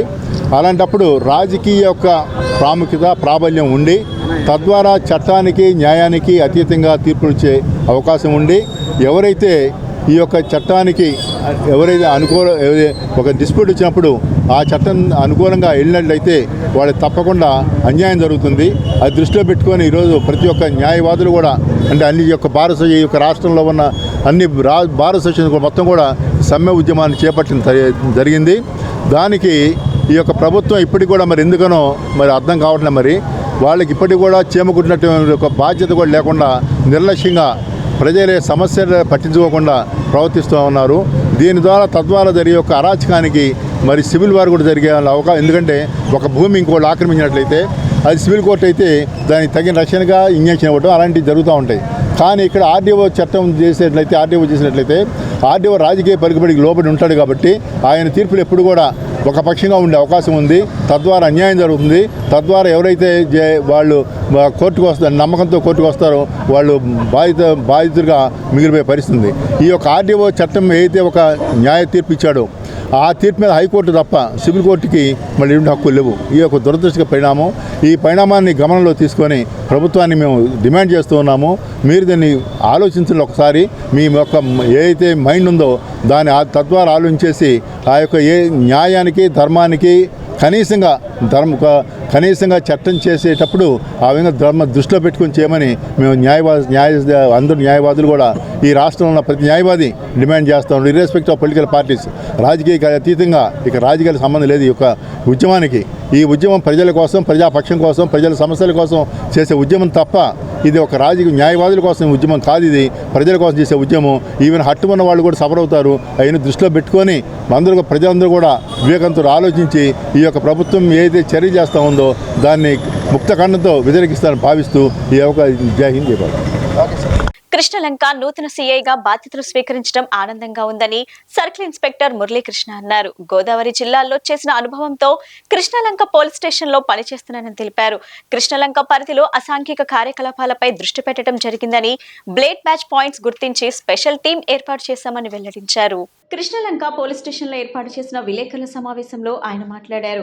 ఎన్నికలు వస్తున్న నేపథ్యంలో ముందస్తుగా స్టేషన్ పరిధిలోని రౌడీ షీటర్లపై ప్రత్యేక దృష్టి పెట్టి బైండ్ ఓవర్ చేస్తున్నామని చెప్పుకొచ్చారు. ఎన్నికలు ప్రశాంతంగా జరగడానికి ప్రజలు సహకరించాలని ఆయన విజ్ఞప్తి చేశారు. కృష్ణలంక పోలీస్ స్టేషన్ పరిధిలో శాంతి భద్రతలను పరిరక్షించడమే తమ ధ్యేయమని పేర్కొన్నారు. అందరికీ నమస్కారం. నేను గౌరవ సిపి గారి ఆదేశాల మేరకు last Thursday Krishnalanka police station ఎస్హెచ్ఓగా ఛార్జ్ తీసుకోవడం జరిగింది. అదేవిధంగా మా సార్ ఎప్పటికప్పుడు కృష్ణలంకలో ఉన్నటువంటి పోలీస్ రిలేటెడ్ ఇల్లీగల్ యాక్టివిటీస్ ఎక్కడెక్కడ ఏ పాయింట్స్ ఉన్నాయి, పోలీసు దేని మీద దృష్టి పెట్టాలి అనే దాని మీద సార్ కూడా స్పెషల్గా మాకు చెప్పడం జరిగింది. ముఖ్యంగా బస్ స్టాండు సరౌండింగ్ ప్రదేశాల్లో ఈ anti social elements like ganja కానీ, తర్వాత ఈ ఎన్డీపీఎల్ డిపిఎల్కి సంబంధించి కానీ, అదేవిధంగా ఈ బ్లేడ్ బ్యాచ్కి సంబంధించి కానీ కొన్ని పాయింట్స్ ఐడెంటిఫై చేశాము. ఆ పాయింట్స్ అన్నీ కూడా స్పెషల్గా మన క్యూఆర్టీ టీంని పెట్టుకున్న పాయింట్స్ అన్నీ కూడా తిరుగుతున్నాము. అదేవిధంగా కృష్ణలంక రివర్ బేస్ అంటే డౌన్లో ఉన్నటువంటి పద్మావతి ఘాట్ దగ్గర కానీ, ధోబీ ఘాట్ దగ్గర కానీ, అదేవిధంగా మనకి ఈ మార్వాడి టెంపుల్ దగ్గర కానీ, ఈ టెంపుల్ ఏరియాస్ అన్నీ కూడా రణదీప్ నగర్ కట్ట ఈ ఏరియాస్ అన్నీ కూడా మూమెంట్ చేస్తున్నాము. ఈ ఏరియాలో ఎక్కడైనా ఇల్లీగల్ యాక్టివిటీస్ ఉంటే వాటి మీద ఆ పాకెట్స్ మీద కూడా ఎక్కువగా దృష్టి పెట్టడం జరుగుతుంది. అదేవిధంగా కమింగ్ ఎలక్షన్స్ వస్తున్నాయి. ఈ ఎలక్షన్ దాని మీద ప్రశాంతంగా జరగాలనేది మా సిపి సార్ యొక్క ఆర్డర్స్. ఎక్కడా కూడా ఎటువంటి ఇష్యూస్ లేకుండా ముందుగా ఈ ట్రబుల్ మాంగర్స్ ఎవరెవరు ఉన్నారు ఏరియాలో వాళ్ళందరినీ కూడా ఐడెంటిఫై చేసి రౌడీ షీటర్ మీద ప్రత్యేకమైనటువంటి దృష్టి పెట్టి వాళ్ళందరినీ కూడా బైండ్ అవుట్ చేయమని ఇన్స్ట్రక్షన్ రావడం జరిగింది. దాంట్లో కొంతమందిని బైండ్ అవుట్ చేశాము ఇప్పటివరకు. ఇంకా కొంతమంది వాళ్ళు కూడా బైండ్ అవుట్ 1 or 2 daysలో బైండ్ అవుట్స్ కంప్లీట్ చేస్తాం. నాట్ ఓన్లీ రౌడీ షీటర్సే కాకుండా ట్రబుల్ మాంగర్స్ ఎవరైతే మనకి ఏరియాలో ఉండి ప్రాబ్లం కలిగిస్తారో వాళ్ళందరినీ కూడా కంపల్సరీ బైండ్ అవుట్ చేస్తాము. ఎలక్షన్స్ ప్రశాంతంగా జరగడానికి మా వంతు సహకారం చేస్తారని చెప్పి మీ అందరికీ కూడా తెలియజేస్తున్నాను. Thank you. ఎస్సీ వర్గీకరణ బిల్లును జరిగే పార్లమెంట్ సమావేశాల్లో ప్రవేశపెట్టి చట్టబద్ధత కల్పించేలా కేంద్ర ప్రభుత్వం కృషి చేయాలని ఎంఆర్పీఎస్ నాయకులు పేరుపోగు వెంకటేశ్వరరావు మాదిగా డిమాండ్ చేశారు. ఎంతమంది ఉన్నామో మాకు అంత వాటా ఇవ్వాల్సిందేనని స్పష్టం చేశారు. ఎస్సీ వర్గీకరణకు పార్లమెంట్ సమావేశాల్లో చట్టభద్రత కల్పించాలని డిమాండ్ చేస్తూ మాదిగా ఇతర ఉపకులాల ఆధ్వర్యంలో జింకన గ్రౌండ్స్ లో యుద్ధభేరి మహాసభను నిర్వహించారు. ఈ సభకు రాష్ట్రం నలుమూలల నుంచి సంఘాల నాయకులు హాజరయ్యారు. అనంతరం వెంకటేశ్వరరావు మాదిగ మాట్లాడుతూ స్వాతంత్ర్యం వచ్చి 75 సంవత్సరాలు దాటినా మాదిగలు ఉపకులాలకు న్యాయం జరగలేదన్నారు. తెలంగాణ ఎన్నికల సమయంలో కమిటీ వేస్తున్నామని ప్రధాని ప్రకటించారని, అయితే కమిటీ వలన ఎటువంటి ఉపయోగం ఉండదన్నారు. ఇప్పటికే పలు కమిషన్లు వేశారని, మళ్లీ కమిటీలు వేయడం ద్వారా ఉపయోగం లేదన్నారు. ఇప్పటికైనా ఇచ్చిన హామీ మేరకు ప్రధానమంత్రి నరేంద్ర మోడీ ఎస్సీ వర్గీకరణకు చట్టభద్రత కల్పించాలని డిమాండ్ చేశారు. ఈరోజు విజయవాడ జింకానా గ్రౌండ్లో మాదిగా రెల్లి డక్కలి మాస్టిన్ ఉపకులాల యుద్ధభేరి మహాసభ నిర్వహిస్తున్నాం. ఎర్రటెండలో కొంత ప్రజలు ఒక దిక్కుగా కూర్చోలేని పరిస్థితి ఏర్పడింది. ఏది ఏమైనప్పటికీ ఈ సభను విజయవంతం చేయటానికి అనేక జిల్లాల నుంచి మాదిగలంతా కదిలి వచ్చారు. మా ముఖ్య ఉద్దేశం రాబోయే ఫిబ్రవరి పార్లమెంటు సమావేశాల్లో ఈ దేశ ప్రధాని మోడీ బీజేపీ ప్రభుత్వం ఎస్సీ వర్గీకరణకు పార్లమెంటులో చట్టబద్ధత కల్పించేలా బిల్లు ప్రవేశపెట్టి తక్షణమే ఎస్సీ వర్గీకరణకు చట్టబద్ధత కల్పించాలని కేంద్ర ప్రభుత్వాన్ని డిమాండ్ చేస్తూ ఉన్నాం. అదేవిధంగా రాష్ట్ర ముఖ్యమంత్రి వైఎస్ జగన్మోహన్ రెడ్డి గారు అసెంబ్లీలో తీర్మానం చేసి పార్లమెంటుకి సిఫార్సు చేసి ప్రధాని మోదీని ఒప్పించే బాధ్యత జగన్మోహన్ రెడ్డి గారు తీసుకోవాలని కూడా ఈ సందర్భంగా మేము డిమాండ్ చేస్తూ ఉన్నాం. నిన్నటి తెలంగాణలో జరిగిన ఎన్నికల ప్రచారంలో భాగంగా మాదిగల వేదిక మీదకు వచ్చినటువంటి ప్రధాని మోడీ ఒక కమిటీ వేశారు. ఆ కమిటీ కాలయాపన జరుగుద్ది తప్ప అది ఎన్నికల ప్రచారం కోసం, మాదిగల ఓట్ల కోసం కృష్ణమాదిక ప్యాకేజీ ఇచ్చి అది ఒక ఎత్తుగడగా ఆడిన డ్రామా తప్ప మరి ప్రధాని మోదీకి చిత్తశుద్ధి ఉంటే నిన్నటి శీతాకాల పార్లమెంటు సమావేశాలన్నీ బిల్లు పెట్టాల్సింది. కాబట్టి ఆయన వేసిన కమిటీ ఏదైతే ఉందో కమిషన్ల కంటే గొప్పది కాదు. ఉషామేరా కమిషన్ ఉంది, ఎస్ రామచంద్రరాజు కమిషన్ ఉంది, కానీ మళ్ళీ ఆయన కమిటీ వేశాడు. మరి ఈ రోజున ఇంతకుముందు మరి ఓబీసీలకి ఆయన అప్పుడుకున్నటువంటి కమిషన్ ఏదైతే ఉందో దాన్ని ఆధారం చేసుకొని మరి వెంటనే మరి పార్లమెంట్లో చట్టం చేసిన మోడీ గారు ఇక్కడ మాత్రం ఎందుకు కమిటీ వేస్తున్నాడంటే మాదిగలంటే చులకన, మాదిగలంటే చిన్నభావం, మాదిగలంటే కేవలం ఓట్లేసే యంత్రాలుగా వాడుకోవటం కోసమే కమిటీ వేశాడు. అయినప్పటికీ కూడా మేము ఒకటే చెప్తున్నాం, ఇప్పుడు తక్షణమే కేంద్రంలో పార్లమెంటులో మరి ఎస్సీ వర్గీకరణ బిల్లు ప్రవేశపెట్టాలి. ఆ పరిస్థితి అనుకూలంగా లేకపోతే ఆర్డినెన్స్ వెంటనే తీసుకురావాలని కేంద్ర ప్రభుత్వాన్ని మేము డిమాండ్ చేస్తూ, రాష్ట్ర ప్రభుత్వం కూడా సిఫార్సు చేయాలని డిమాండ్ చేస్తూ, అదేవిధంగా ఇప్పుడు తక్షణమే మరి రాబోయే ఎన్నికలలో మాదిగలకి రాజకీయంగా సీట్ల పంపిణీలో సమన్యాయం చేయాలని మేము డిమాండ్ చేస్తూ ఉన్నాం. 75 ఏళ్ల కాలంలో 20 సార్లు ఎన్నికలు జరిగాయి. ప్రతి ఎన్నికల్లో మాదిగలు 10 మంది ఎమ్మెల్యేలను కోల్పోయారు. ఆ విధంగా 200 మంది ఎమ్మెల్యేలను కోల్పోయారు. కాబట్టి ఇప్పటికైనా మరి కేంద్ర రాష్ట్ర ప్రభుత్వాలు, జాతీయ పార్టీలు, అన్ని పార్టీలు కూడా, ప్రాంతీయ పార్టీలు అన్నీ కూడా మాదిగలకి రాజకీయ ప్రాధాన్యత ఇవ్వాలని మేము డిమాండ్ చేస్తూ ఉన్నాం. ఈ డిమాండ్ల సాధన కోసమే ఈ రోజున ఇక్కడ మాదిగ రెల్లి, డక్కలి, మాస్టిన్ కులాల, ఉపకులాల యుద్ధభేరి మహాసభ నిర్వహించాం. మరి దీనికి ఒక 10 రోజుల సమయం మేము ఇస్తున్నాం. ఈ 10 రోజుల తర్వాత మా కార్యాచరణ ఏ రాజకీయ పార్టీ అయితే మాదిగల్ని చిన్న చూపు చూసి సమన్యాయం చెయ్యదో ఆ రాజకీయ పార్టీ మీదే మరలా మా యుద్ధభేరి ఉంటుంది. అది జిల్లాల వారీగా కూడా ఉంటుందని సందర్భంగా మేము తెలియజేస్తున్నాం.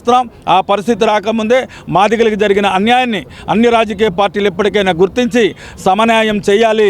మాలలు ఎంతమంది అయితే ఉన్నారో మాదిగలు కూడా అంతమందే ఉన్నారని సందర్భంగా మేము తెలియజేస్తూ ఉన్నాం.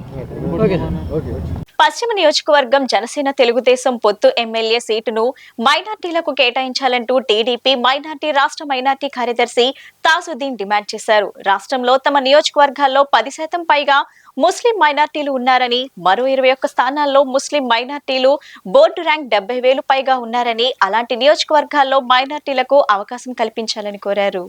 టీడీపీ రాష్ట్ర మైనార్టీ విభాగం ఆధ్వర్యంలో పశ్చిమ నియోజకవర్గం నాయకులు నిరసన చేపట్టారు. ఈ నిరసనలో పాల్గొన్న మైనార్టీలు పశ్చిమ నియోజకవర్గం సీటును మైనార్టీలు కేటాయించాలని నినాదాలు చేశారు. ఈ సందర్భంగా రాష్ట్ర కార్యదర్శి తాజుద్దీన్ మాట్లాడుతూ, టీడీపీ జనసేన పొత్తు ఉన్నప్పటికీ ఇరు పార్టీల్లో ఎవరికి కేటాయింపు జరిగినా ముస్లిం మైనార్టీలకు ఖచ్చితంగా సీటు ఇవ్వాలని కోరారు. నియోజకవర్గంలో 60,000 మంది ముస్లిం మైనార్టీ ఓటర్లు ఉన్న నేపథ్యంలో మైనార్టీలకు సీట్ కేటాయిస్తే గెలుపు సాధ్యమని చెప్పారు. గత ఎన్నికల్లో వైసీపీ తరపున జగన్మోహన్ రెడ్డి ఏ ఒక్క హామీ అమలు చేయలేదని, ఈ తరుణంలో టీడీపీ తప్పనిసరిగా ముస్లిం మైనార్టీలకు పశ్చిమ నియోజకవర్గం నుంచి సీట్ కేటాయించాలని డిమాండ్ చేశారు. నా పేరు జిలానీ అండి. విజయవాడ వెస్ట్ కాన్స్టిట్యూన్సీలో ఉంటాను నేను. ఈ విజయవాడ వెస్ట్ కాన్స్టిట్యూన్సీలో మైనార్టీలు ఎక్కువ ఉన్నారు కాబట్టి ఈ సీటుని మైనార్టీలకు ఇవ్వటం న్యాయం. అధిష్టానం కూడా అది ఆలోచించి తీసుకుంటే మంచి నిర్ణయం బాగుంటుంది. ఇది గెలిచే సీటు మన వెస్ట్ కాన్స్టిట్యూన్సీలో గ్యారంటీగా 100% గెలిచే సీటు కాబట్టి ఇది మైనార్టీకి ఇవ్వటం ధర్మం. పొత్తుల్లో అయినా కానీ ఇది ఎవరికైనా మైనార్టీకి ఇవ్వాలి. ఇస్తే ఈ సీటు గెలిచి 100% గెలిచి తీసుకొస్తారు. ఒకప్పుడు పొత్తులో ఉన్నప్పుడు కూడా నాసరపడి మైనార్టీకి ఇచ్చారు. అది మనసులో పెట్టుకొని అధిష్టానం, తెలుగుదేశం పార్టీ అధిష్టానం ఈ సీటుని, పశ్చిమ నియోజకవర్గం సీటుని మైనార్టీకి కేటాయించాలని కోరుతున్నాం. సలీం అండి, నా పేరు సయ్యద్ సలీము. తెలుగుదేశం పార్టీ 54వ డివిజన్ ప్రెసిడెంట్ని నేను. గతంలో రాజశేఖర రెడ్డి హయాంలో కూడా పొత్తుల్లో సీటు పోయింది. ఇది అప్పుడు జల్ఖాన్ గారు సిట్టింగ్ ఎమ్మెల్యే ఏంటి. అయినా సరే అప్పుడు కాంగ్రెస్ పెద్దలు ఏమన్నారంటే, ఇది మైనార్టీ సిట్టింగ్ ఎమ్మెల్యే కాబట్టి మీరు పొత్తులు అడుగుతున్నారు, అయినా సరే మీరు కమ్యూనిస్ట్ పార్టీ వాళ్ళని, మీరు మైనార్టీలో ఎవరైనా ఉంటే అభ్యర్థం లేదు మాకు మేము ఇస్తాం, లేని పక్షంలో జల్ఖాన్ గారికి ఇవ్వాలని నిర్ణయం తీసుకున్నారు వాళ్ళందరూ. అయినా సరే నాసరుద్దీన్ గారిని మైనార్టీ కమ్యూనిస్ట్ పార్టీ వాళ్ళు నాసరుద్దీన్ ఎతికి మైనార్టీకి ఇచ్చారు. కాబట్టి ఇప్పుడు పొత్తు ఉంది కాబట్టి ఇప్పుడు కూడా మా నిర్ణయం ఏంటంటే మైనార్టీ వాళ్ళ నిర్ణయం పొత్తులు ఉంది కాబట్టి మాకు మైనార్టీకి ఇవ్వాలా ఏంటి. మీరు మన నారా చంద్రబాబు నాయుడు గారు బాగా ఆలోచించి మీరు నిర్ణయం తీసుకొని పొత్తులైనా సరే ఇవ్వండి, టీడీపీలో అయినా సరే ఇవ్వండి, మాకు నిర్ణయం మైనార్టీకి ఇవ్వాలా. ఎందుకంటే పార్లమెంట్ మైనార్టీలో 2,50,000 ఓట్లు ఉన్నాయి ఏంటి. ఇది పార్లమెంట్కి కానీ అసెంబ్లీకి కానీ చాలా ఇబ్బందికరం అవుద్ది. మైనార్టీ ఒక్కళ్ళు కూడా ఓటేయరు. మాకు మైనార్టీ ఓటు కావాలంటే మాకు పశ్చిమ నియోజకవర్గం మాకు మైనార్టీలు ఇవ్వాలని కోరుతున్నా. అయినా సరే కృష్ణా జిల్లా కాడి నుంచి ఇచ్చాపురం బార్డర్ దాకా మైనార్టీ టికెట్ లేదు. కేవలం ఒక కృష్ణా జిల్లాలోనే మైనార్టీకి అని కేటాయించాలని మేము కోరుకుంటున్నాం. అందరికీ నమస్కారం అండి. నా పేరు షేక్ తాజుద్దీన్, టీడీపీ రాష్ట్ర మైనార్టీ సెల్ రాష్ట్ర నాయకులు అన్నమాట. ఈరోజు విజయవాడ పశ్చిమ సీటు ముస్లిమ్స్ మైనార్టీస్కి ఇవ్వాలి. అది పొత్తులైనా సరే, జనసేన టీడీపీ పొత్తులైనా సరే ముస్లిం మైనార్టీస్కి సీటు కేటాయించాలి. ఇది మా విన్నపం, ఈ ముస్లిమ్స్ యొక్క విన్నపం అండ్ డిమాండ్, మా రిక్వెస్ట్ అనమాట. ఎందుకంటే మా రిక్వెస్ట్ ఎందుకంటే రాష్ట్ర వ్యాప్తంగా 14% ఉన్న మైనార్టీ ఓట్స్ ఈరోజు తెలుగుదేశం వైపు చూస్తున్నారు. అలాగే ఈరోజు 93 అసెంబ్లీలో 10% కన్నా ఎక్కువ ఉన్నారు ముస్లిం మైనార్టీ ఓట్స్, కేవలం తెలుగుదేశం పార్టీ వైపు చూస్తున్నారు. అలాగే 21 స్థానాల్లో ఇండిపెండెంట్గా నుంచున్న మైనార్టీస్ గెలుస్తారు. అందుకే ఆ 21 స్థానాల్లో విజయవాడ పశ్చిమ కూడా ఉంది. కాబట్టి ఇక్కడ విజయవాడ పశ్చిమలో 60,000 పైగా ఓట్లు ఉన్నాయి ముస్లిం మైనార్టీస్. వాళ్ళు కేవలం టీడీపీ పార్టీ వైపు చూస్తున్నారు. సీటు ఇవ్వాలి మైనార్టీస్కి, బెంపర్ మెజార్టీతో గెలిపిస్తారు. అలాగే ఏంటంటే ఉమ్మడి కృష్ణా జిల్లాలో 3 లక్షల పైన ముస్లిం ఓటర్స్ ఉన్నారు. కాబట్టి నా విన్నపం, నా డిమాండ్ ఏంటంటే ముస్లిమ్స్కి జస్టిఫై చేయండి. లేకపోతే ముస్లిమ్స్ ఓట్స్ ఈరోజు, ఎందుకంటే జగన్మోహన్ రెడ్డి పాదయాత్రలో అందరినీ నమ్మించి మోసం చేశాడు. ఆ రోజు తలపైన నెత్తిపైన చెయ్యేసి 50,000 ఇస్తానన్న దుల్హన్ పథకం 50,000 కాస్త టీడీపీ ఇస్తున్నది 1,00,000 రూపాయలు ఇస్తా అన్నాడు. తీరా గెలిచాక మోసం చేశాడు. అలాగే మా ఏదైతే అసెంబ్లీ ఎంపీ స్థానాలు 25 స్థానాలు కావాలన్నాడు. కేంద్రం మెడ దింపుతా అన్నాడు. కానీ ప్రతి బిల్లులో ఈరోజు వక్ఫ్ బోర్డు జీవో కూడా ఆ 21 ఏదైతే వైసీపీ నాయకులు ఉన్నారో, ఎంపీ నాయకులు ఉన్నారో అది అమలు చేస్తున్నారు. జీవో పాస్ చేశారు వాళ్ళు. అలాగే ఇవన్నీ పాస్ చేస్తున్నారు. కాబట్టి మా డిమాండ్ ఏంటంటే ఎక్కడైతే వైసీపీ వాళ్ళు మైనార్టీస్కి సీట్ ఇస్తున్నారో అక్కడ కంపల్సరీగా టీడీపీకి కూడా ఇవ్వాలి. బంపర్ మెజార్టీతో గెలిపిస్తాము. ఎందుకంటే ముస్లిం మైనార్టీస్ 14 నుంచి 15% ఉన్నారు రాష్ట్ర వ్యాప్తంగా. వాళ్ళు కేవలం తెలుగుదేశం వైపే చూస్తున్నారు. జై తెలుగుదేశం, జై జై తెలుగుదేశం. జగన్ ఎన్నికల్లో గెలవడానికి సంక్షేమ పథకాల పేరుతో రూపొందిస్తున్న ఆర్థిక విధానాల వలన రాష్ట్ర ఆర్థిక పరిస్థితి తీవ్ర లోటు బడ్జెట్ దిశగా పయనిస్తుందని ఆంధ్రప్రదేశ్ ప్రొఫెషనల్ ఫోరం రాష్ట్ర అధ్యక్షులు నేతి మహేశ్వరరావు ఆందోళన వ్యక్తం చేశారు. తీసుకొస్తున్న అప్పులు సంక్షేమ పథకాలకు ఖర్చు పెడుతూ అభివృద్ధిని గాలికి వదిలేశారన్నారు. రాష్ట్రంలో ఒక్కో వ్యక్తిపై సగటు 4.5 లక్షల రూపాయలు నేటికి అప్పు ఉందన్నారు. అర్థశాస్త్రం మూల సిద్ధాంతం ప్రకారం ఉన్న వనరులతో సాంఘిక ఆర్థిక అభివృద్ధిని దృష్టిలో పెట్టుకుని ఆయా రాష్ట్రాల బడ్జెట్ల రూపకల్పన ఉండాలన్నారు. రాష్ట్ర ప్రభుత్వం ఆర్థిక విధానాలు ఇలాగే కొనసాగితే రాష్ట్రం ఏదో ఒకటి పాలవుతుందని ఆందోళన వ్యక్తం చేశారు. 17,000 కోట్ల 62 ఆర్థిక లోటు ఉంది. దాన్ని 8 మంత్స్ ఇంకా 4 మంత్స్ ఉంది. ఈ 4 మంత్స్ ప్రోరేటా క్యాలిక్యులేట్ చేస్తే 70,000 కోట్ల ఆర్థిక లోటు ఆంధ్రప్రదేశ్లో ఉంది. మన ఆంధ్రప్రదేశ్ ఆదాయమే, మన సొంత ఆదాయం అంటే సెంట్రల్ స్టేట్ కానీ లేదా గ్రాంట్స్ కానీ లేని మన ఆదాయమే ఇంచుమించు ఒక 80-90 ఉంటే మొత్తం లోటే ఇంత ఉందంటే ఇటు వెళ్తా ఉంది ఆంధ్రప్రదేశ్ రాష్ట్రం. ఇక్కడ అప్పుల పరిస్థితి చూస్తే ఆంధ్రప్రదేశ్ మొత్తం ఇప్పుడు వారికి 10 లక్షల కోట్ల పైనే అప్పులు. ఇది ఎవరు చెప్పినా అదే అప్పులన్నీ కూడా 10 లక్షల కోట్ల పైన అప్పులు. అంటే విభజనతో మనకు వచ్చిన అప్పులు 1,00,000 కోట్లే. 2 ప్రభుత్వాలు కలిపి 9 లక్షల కోట్ల అప్పులు చేసాయి. 9 లక్షల కోట్ల అప్పులు. గత ప్రభుత్వం వచ్చేకి 2,57,000 కోట్ల అప్పు చేస్తే ఈ ప్రభుత్వం ఇప్పుడు వరకు 6.5 lakhs crores అప్పు చేసింది. మొత్తం కలిపి 10 లక్షల కోట్ల పైన అప్పులు ఉంటే 9 లక్షల కోట్ల అప్పులు ఈ 2 ప్రభుత్వాలు చేశాయి. ఈ 9 లక్షల కోట్ల అప్పు ఏం చేశారు అనేది $1 మిలియన్ ప్రశ్న ఆంధ్రప్రదేశ్ వాళ్ళకి. ఎందుకంటే ఈ 9 లక్షల కోట్ల అప్పులు చేయటం తప్పు కాదు. ఎందుకంటే రెవెన్యూ లోటు ఉన్న స్టేట్ కాబట్టి అప్పు తెచ్చి అభివృద్ధి చేయాలి. అది చేయటం వల్ల ఇబ్బందే కాదు, ఆదాయం పెరిగే మార్గాలు ఉంటాయి. కానీ ఇక్కడ మనం 2014 నుంచి ఇప్పటి వరకు చూస్తే, ఇక్కడ ఇది తాగ్ రిపోర్ట్లో ఉన్న డేటా ప్రకారం చూస్తే, అంటే ఆదాయం సమకూర్చే మౌలిక సదుపాయాలు, ఇరిగేషన్ కానీ, ఎందుకంటే ఆంధ్రప్రదేశ్ ఆర్థిక పరిస్థితి ఇరిగేషన్ మీద ఎక్కువ ఉంటుంది, అలాగే ఎనర్జీ పవర్ మీద కానీ, లేదా ఇండస్ట్రీ ఇన్సెంటివ్స్, లేదా కారిడార్, లేదా ప్రోత్సాహాలు ఏమన్నా ఉన్న ఇండస్ట్రీ కానీ, ట్రాన్స్పోర్ట్ అంటే ఎయిర్లైన్స్ కానీ, లేదా ఏదన్నా రోడ్స్ కానీ, ఇవన్నిటి మీద ట్రాన్స్పోర్ట్, ఇవే కొద్ది గొప్ప ఫెసిలిటీస్ క్రియేట్ చేస్తే కంపెనీలు వస్తాయి. ఆ కంపెనీలు వచ్చినప్పుడే ఆదాయం పెరిగే పరిస్థితి ఉంటుంది. కాబట్టి ఈ ముఖ చిత్రం చూస్తే, అంటే ఇండస్ట్రీ కంపెనీలు రావడానికి 2 ప్రభుత్వాలు కలిపి పెట్టింది కూడా 1770 కోట్లు పెట్టాయి. 1770 కోట్లు, 9 లక్షల కోట్ల అప్పులు తీసుకొచ్చి 1700 కోట్లు కూడా ఆదాయం సమకూర్చి పెట్టకుండా ఉంటే ఈ రాష్ట్రం మనగలుగుతుందా? అసలు ఈ రాష్ట్రం బతకగలిగే పరిస్థితి ఉందా? వాహనాలు ఫిట్నెస్ తనిఖీ పేరుతో కేంద్ర రాష్ట్ర ప్రభుత్వాల్లో పెద్దలు, వారి కుటుంబ సభ్యులు పెద్ద ఎత్తున దోపిడీకి సిద్ధమయ్యారని సిపిఎం రాష్ట్ర కార్యదర్శి వి శ్రీనివాసరావు, కార్యదర్శి వర్గ సభ్యులు సిహెచ్ బాబురావు విమర్శించారు.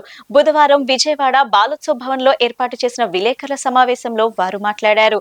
ఆటోమేటెడ్ టెస్టింగ్ స్టేషన్ల పేరుతో పెద్ద, చిన్న వాహనాల ఫిట్నెస్ ను తనిఖీ చేసి సర్టిఫికేట్ ఇచ్చేందుకు రాష్ట్ర ప్రభుత్వం బిడ్ ను ఆహ్వానించిందన్నారు.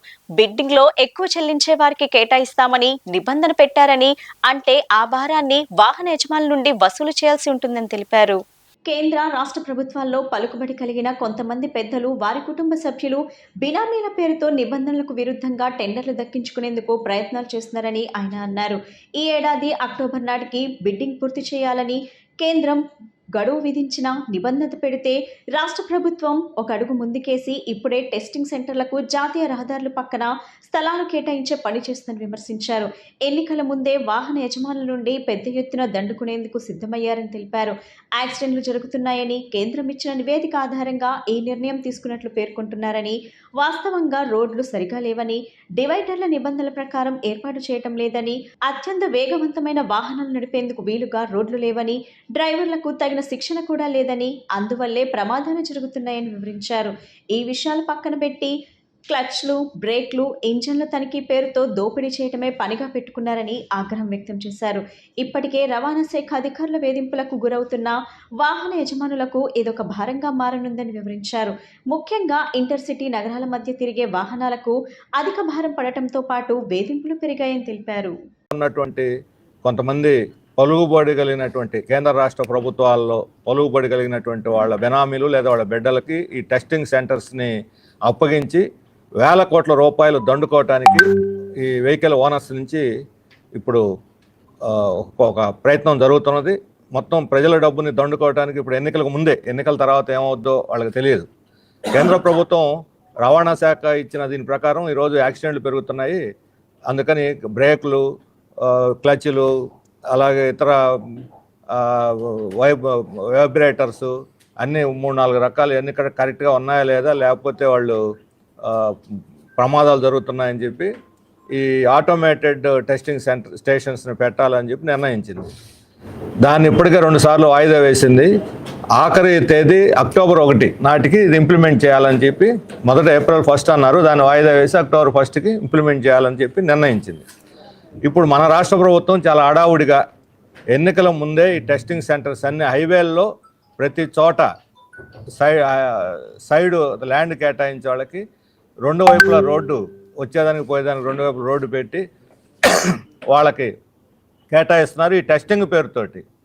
ఇప్పటికే బ్రేక్ ఇన్స్పెక్టర్లు, ఇవన్నీ రవాణా శాఖలో పలు రకాల వేధింపులకి లారీ ఓనర్స్ కావచ్చు, డ్రైవర్స్ కావచ్చు, లేదా చిన్న చిన్న ట్రక్కులు, ముఖ్యంగా చిన్న ట్రక్కులు, పట్టణాల్లో ఉండేటువంటి చిన్న ట్రక్కులు, ఇప్పుడు ఉదాహరణకు విజయవాడ మంగళగిరి మధ్య, లేదా విజయవాడ గుంటూరు మధ్య, ఏలూరు మధ్య తిరిగాయి చాలా వందల వేల సంఖ్యలో ఉన్నాయి.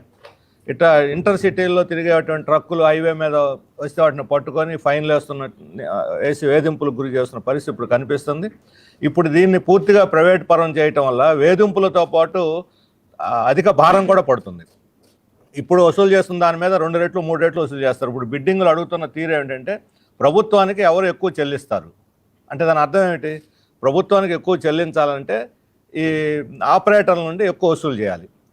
కాబట్టి దానికి అది బాగాలేదు, ఇది బాగాలేదు, ఆయిల్ లేదు, బ్రేక్ ఆయిల్ లేదు, లేదా క్లచ్ ఆయిల్ లేదు, ఏదో ఒక పేరుతోటి ఈ డబ్బులు వసూలు చేసుకోవటానికి, దండుకోవటానికి ఇది తలపెట్టారు. అందుకని ఈ బిడ్డింగ్ మొత్తాన్ని కూడా తక్షణం రద్దు చేసి ఎన్నికల తర్వాతనే సమగ్రంగా మొత్తం ఆపరేటర్లతోటి, ఈ ట్రక్ ఆపరేటర్లతోటి, లారీ యజమానుల సంఘాలతోటి అందరితో కూడా సంప్రదించిన తర్వాత మాత్రమే దీన్ని అమల్లోకి తీసుకురావాలి అని చెప్పి మేము డిమాండ్ చేస్తున్నాం.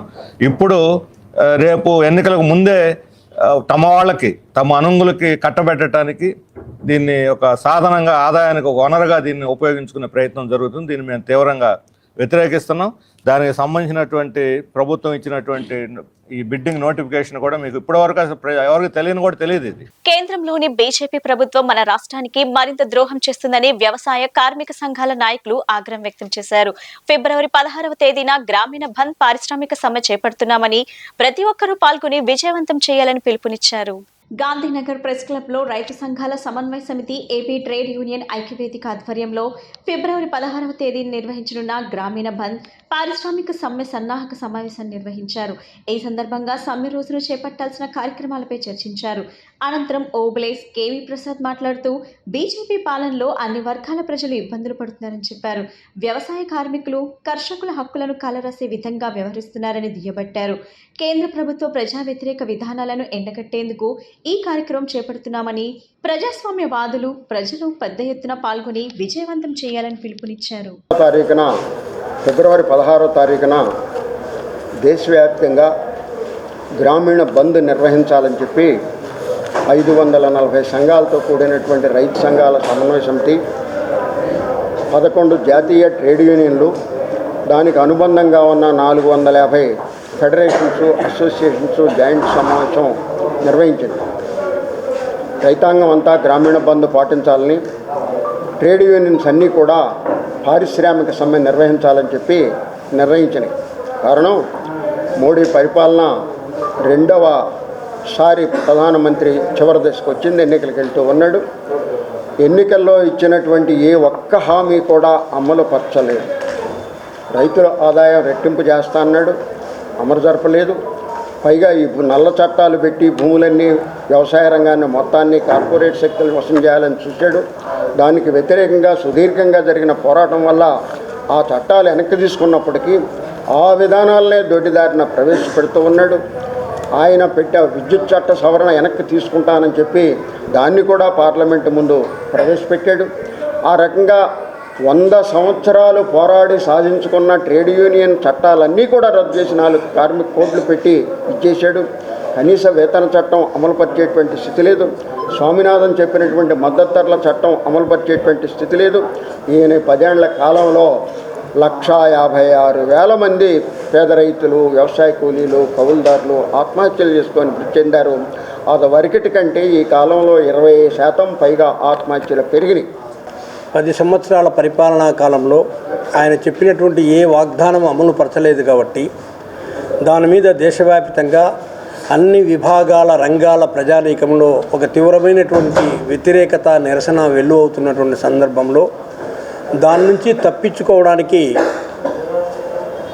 చాణక్యుడు చెప్పినట్లుగా పాలకుడిపైన వ్యతిరేకత పెరిగినప్పుడు దాని నుంచి తప్పించుకోవడానికి వీలుగా ప్రజల్లో దైవభక్తిని ప్రేరేపించాలి అని చెప్పారు. అందులో నరేంద్ర మోడీ గారు ఇక్కడ దేవాలయాన్ని, రామమందిరాన్ని నిర్మించాడు. ఇప్పుడు రామమందిరం నుంచి జ్ఞానవాపికి వస్తున్నాడు. ఇదంతా ప్రజా సమస్యలను పక్కదారి పట్టించేటువంటి ఒక హిందుత్వ మనోవాద సిద్ధాంతాన్ని నరేంద్ర మోడీ తీసుకొస్తున్నాడు. ఈ నరేంద్ర మోడీ ప్రభుత్వాన్ని, ఆ ప్రభుత్వ విధానాలను తుదకంటా వ్యతిరేకించడానికి దేశంలో ఉన్నటువంటి దాదాపు 11 కేంద్ర కార్మిక సంఘాలు, 450 స్వతంత్ర ఫెడరేషన్లు, 550 రైతు సంఘాలు అందరూ కలిసి ఏకోన్ముఖంగా ఈ ఫిబ్రవరి 16 మొత్తం మోడీ హటావో దేశ్ బచావో పేరుతోటి గ్రామీణ ప్రాంతాల్లో బంద్ నిర్వహిస్తూ ఉన్నాం. అట్లనే పారిశ్రామిక వాడులు మొత్తం సమ్మె చేస్తూ ఉన్నారు. ప్రధానంగా నరేంద్ర మోడీ వచ్చిన తర్వాత ప్రజల మీద విపరీతమైన జిఎస్టీ పేరుతో భారాలు వేయటం, నిత్యావసర వస్తువులు సరుకుల ధరలు విపరీతంగా పెంచడం, కరెంటు ఛార్జీలతో సహా పెంచుతూ ఉన్నారు. ఉన్న కార్మిక హక్కుల్లో మొత్తాన్ని రద్దు చేసి కార్మిక కోడ్లను తీసుకొచ్చే పరిస్థితి ఉంది.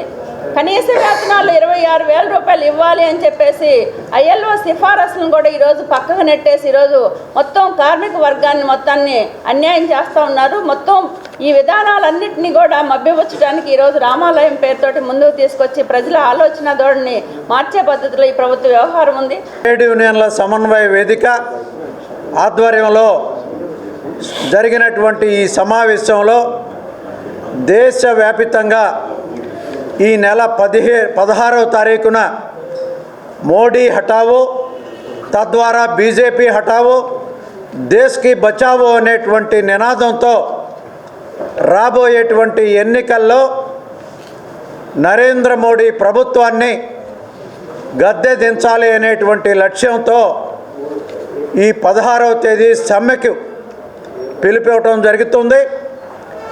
గ్రామీణ ప్రాంతాల్లో వ్యవసాయ సేవల్లో ఉండేటువంటి రైతాంగం, కూలీలు, చేతి వృత్తుల వారు అందరూ కూడా ఆ రోజు గ్రామీణ బంద్లో పాల్గొనాలని. వార్తలు ముగించే ముందు ముఖ్యాంశాలు మరోసారి.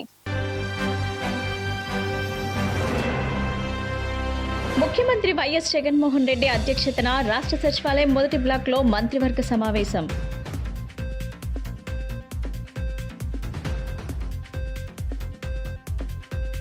గతంలో 5 సంవత్సరాలు ఎమ్మెల్యేగా ఉండి నియోజకవర్గ అభివృద్ధిని విస్మరించాడన్న వైసీపీ సెంట్రల్ నియోజకవర్గ ఇన్ఛార్జ్ వెల్లంపల్లి శ్రీనివాస్. ప్రజా సంక్షేమమే లక్ష్యంగా సీఎం జగన్ పాలన సాగిస్తున్నారన్న వైసీపీ తూర్పు నియోజకవర్గ ఇన్ఛార్జ్ దేవినేని అవినాష్. ఈ బులెటిన్ ఇంతటితో సమాప్తం. తిరిగి మరో బులెటిన్లో కలుద్దాం. నమస్కారం.